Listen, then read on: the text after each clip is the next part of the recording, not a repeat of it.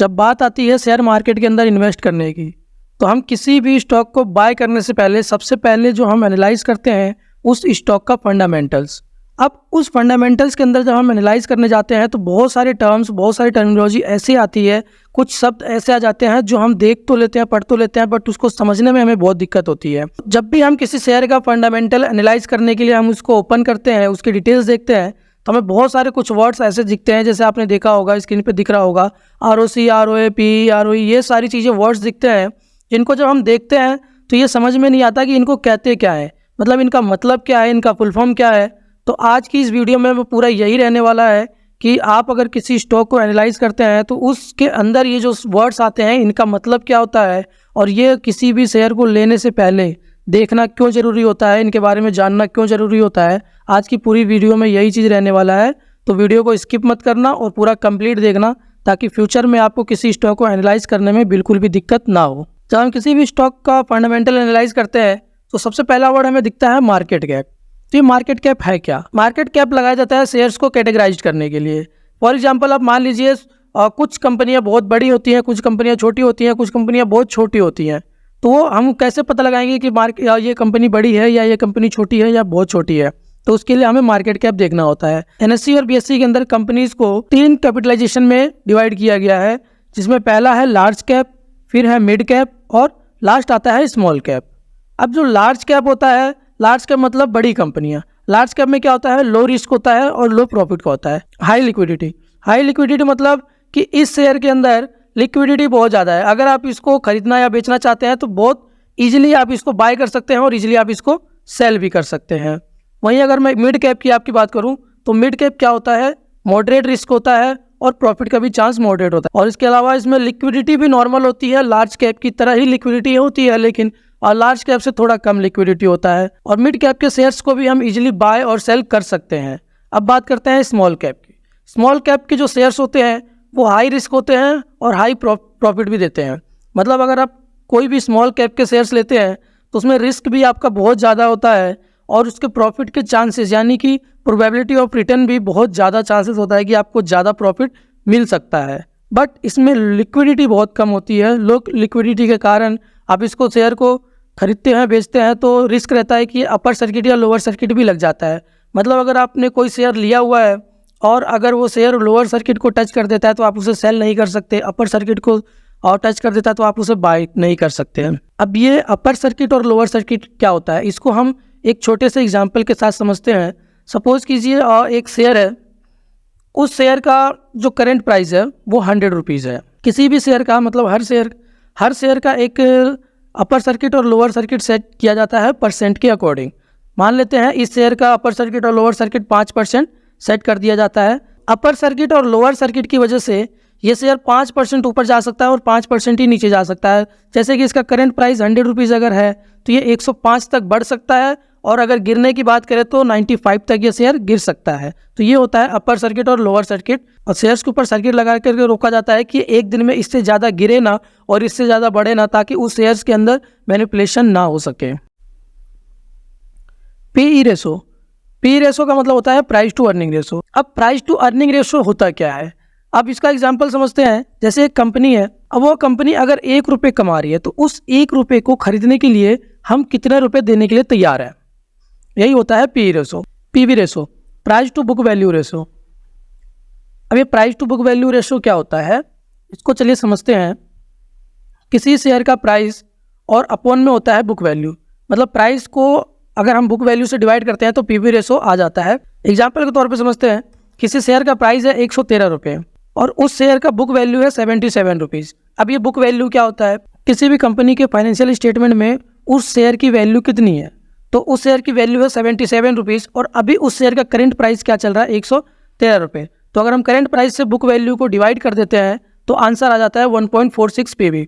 तो इस शेयर का PB रेशो है 1.6, जिससे ये पता चलता है कि कंपनी अपने बुक वैल्यू से 1.4 टाइम ज़्यादा वैल्यू पे बिक रही है। ROE, return on equity. किसी भी स्टॉक को एनालाइज करने के लिए ROE बहुत इंपॉर्टेंट पैरामीटर होता है, लेकिन ये ROE होता है किसी कंपनी के अंदर, किसी स्टॉक के अंदर अगर किसी शेयर होल्डर ने इन्वेस्ट किया हुआ है तो उस पर कितना रिटर्न उस स्टॉक को, उस शेयर होल्डर्स को मिल रहा है। इसको एक एग्जांपल के साथ समझते हैं। मान लीजिए अगर किसी कंपनी का ROE 10% है, तो अगर आपने उस कंपनी के अंदर 1 रुपये इन्वेस्ट किया हुआ है तो आपको उस 1 रुपये पे 10% का रिटर्न मिल रहा है, मतलब 10 पैसे का रिटर्न मिल रहा हो, यही होता है ROE। अब इसकी कैलकुलेशन कैसे की जाती है? ROE कैलकुलेट करने के लिए कंपनी का जो नेट प्रॉफिट होता है उससे डिवाइड किया जाता है शेयर होल्डर्स के इक्विटीज़ को। ROCE, return on capital employed. ROCE एक प्रॉफिटेबिलिटी रेशो है जो ये दिखाता है कि कंपनी के टोटल कैपिटल पे कितना प्रॉफिट हुआ है। इसको एक एग्जांपल के साथ समझते हैं। जैसे किसी कंपनी का कैपिटल है 1 लाख रुपए और उस कंपनी ने लोन ले लिया 50,000 रुपये, शेयर को बेच करके भी 50,000 रुपये कमा लिया, तो कंपनी के पास टोटल कैपिटल कितना हो गया? 2 लाख रुपये। तो कंपनी के टोटल कैपिटल के ऊपर जो रिटर्न आता है उसी को ROCE कहते हैं। और टोटल कैपिटल में खुद का कैपिटल, लोन लिया हुआ कैपिटल और शेयर बेच करके जो कैपिटल बनता है उस कैपिटल को सबको जोड़ करके बताया जाता है कि ये ROCE कितना आ रहा है, उन सभी टोटल कैपिटल पर रिटर्न कितना आ रहा है। इसकी कैलकुलेशन आप कैसे करेंगे? कैलकुलेशन करने के लिए कंपनी के EBIT, earning before interest and tax को से डिवाइड करेंगे हम कैपिटल एम्प्लॉयड को। अब ये कैपिटल एम्प्लॉयड क्या होता है? तो कैपिटल एम्प्लॉयड होता है कंपनी का total asset minus total liability. तो कंपनी के टोटल एसेट से टोटल लायबिलिटी को अगर माइनस करेंगे तो वही आता है कंपनी का employed. ROA, return on asset. Return on asset ये बताता है कि जो एक कंपनी है वो अपने एसेट पे कितने % का प्रॉफिट कर रही है। ROA कैलकुलेट करने के लिए हमें कंपनी के नेट प्रॉफिट को डिवाइड करना होता है टोटल एसेट से, तो परसेंटेज निकल करके आ जाएगा कि कंपनी अपने टोटल एसेट पे कितने % का रिटर्न जनरेट कर रही है। कि किसी कंपनी के अंदर डिविडेंड मिलता है। डिविडेंड मतलब अगर हमने किसी कंपनी के अंदर कुछ शेयर्स ले रखा है तो उन शेयर्स होल्डर्स को पर शेयर बोनस मिलता है कैश में, उसी को कहा जाता है डिविडेंड। अब ये डिविडेंड यील्ड क्या होता है? तो डिविडेंड यील्ड हमेशा आपको ये % में ही दिखेगा। और ये डिविडेंड आप कैलकुलेट कैसे करेंगे? तो एग्जांपल के साथ समझते हैं। कोई XYZ कंपनी है और उसका डिविडेंड यील्ड है 5%, तो उसके अंदर और हमने इन्वेस्ट किया हुआ है 10,000 रुपये, तो हमारा डिविडेंड कितना होगा? तो हमें जो डिविडेंड मिलेगा वो 500 रुपये मिलेगा। यह होता है डिविडेंड यील्ड। डी, डेप्ट टू इक्विटी। कंपनी के ऊपर टोटल डेप्ट, जो शॉर्ट टर्म और लॉन्ग टर्म सभी डेप्ट को मिला करके ये देखा जाता है कि कंपनी का जो टोटल डेप्ट है उसके इक्विटी से ज़्यादा है कि कम है, मतलब इक्विटी के मुकाबले कंपनी के ऊपर डेप्ट कितना है ये बताता है डी। अब ये डी होना कितना चाहिए और कितना डी होता है तो हमारे लिए बेस्ट होता है, तो इसकी बात कर लेते हैं। जैसे अगर किसी कंपनी का डी 1 से ज़्यादा है तो मतलब कंपनी के ऊपर इक्विटी से ज़्यादा तो कर्जा है, इसके अंदर थोड़ा रिस्क है कि ट्रेड शेयर लेना चाहिए कि नहीं लेना चाहिए। और अगर किसी कंपनी का डी 1 से कम है तो ये बहुत अच्छा है कि उसके इक्विटी के मुकाबले उसका कर्ज, उसके ऊपर कर्जा बहुत कम है, तो बहुत हैप्पीली हम उस शेयर को ले सकते हैं। बट अगर किसी कंपनी का डी इक्वल टू 1 है तो मतलब कंपनी के ऊपर जितना इक्विटी है उतना ही कर्जा भी है, तो यहाँ पे थोड़ा डिसीजन मेकिंग में कन्फ्यूजन हो सकता है क्योंकि कंपनी का कर्जा भी बराबर है और इक्विटी भी बराबर है। फंडामेंटल एनालिसिस के अंदर अर्निंग पर शेयर हमें ये बताता है, तो जैसे एक कंपनी है तो वो कंपनी 1 शेयर पे हमें कितना कमा करके दे रही है, यही बताता है EPS। EPS कैलकुलेट करने के लिए टोटल प्रॉफिट को हम डिवाइड करते हैं कंपनी के आउटस्टैंडिंग शेयर से। एक एग्जांपल के साथ समझते हैं। मान लीजिए कोई XYZ कंपनी है जिसकी टोटल प्रॉफिट है 1,000 रुपये और वो आउटस्टैंडिंग शेयर हैं उसके मार्केट में 100, तो EPS निकल करके आ जाता है 10। एबिटा, एबिटा एक ऐसा वर्ड है जो आपने कभी ना कभी कहीं ना कहीं ज़रूर सुना होगा, बड़े बड़े इन्वेस्टर से या न्यूज़ चैनल में कहीं ना कहीं ज़रूर सुना होगा, क्योंकि किसी भी शेयर को लेने से पहले या लॉन्ग टर्म के लिए होल्ड करने से पहले उसका एबिटा जरूर देखा जाता है। एबिटा का फुल फॉर्म होता है earning before interest, taxation, depreciation, amortisation.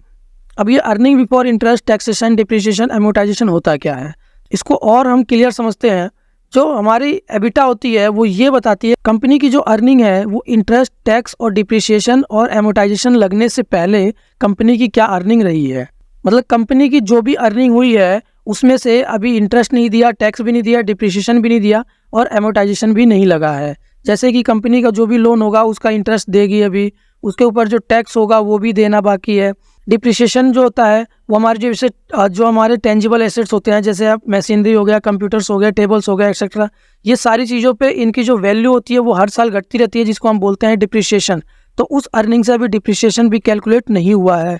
और जो एमोर्टाइजेशन होता है वो हमारे इंटेंजिबल एसेट के ऊपर होते हैं, जैसे आप सॉफ्टवेयर, पेटेंट, एक्सेट्रा, ये सारी चीज़ें ले लीजिए, कंपनी की जितनी भी अर्निंग होती है उसके अंदर से जब हम एबिटा को माइनस कर देते हैं, जिसमें इंटरेस्ट आ जाता है, टैक्स आ जाता है, डिप्रिसिएशन आ जाता है, अमोर्टाइजेशन आ जाता है, तो उसके बाद उसकी सारी कैलकुलेशन माइनस करने के बाद जो हमारी इनकम जो प्रॉफिट होता है उसी को कहा जाता है पैट।